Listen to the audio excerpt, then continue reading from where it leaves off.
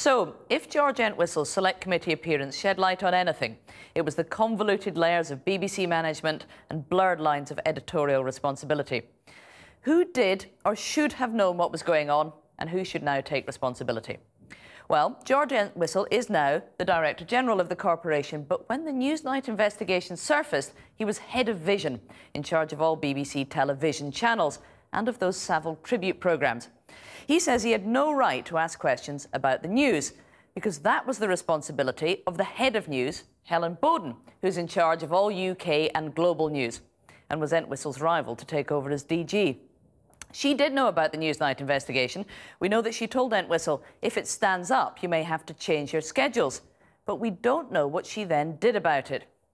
She's paid over £350,000 a year, but has so far refused to speak publicly or answer any questions about what she knew and when. There are major questions too for Stephen Mitchell. He's Helen Bowden's deputy, and he's responsible for managing flagship news and current affairs programmes, including Newsnight and Panorama. He's on over £200,000 a year, and he too has said nothing publicly or answered any questions about this affair. We do know he talked about the Savile story with Peter Rippon, the editor of Newsnight, who first commissioned and then dropped the investigation.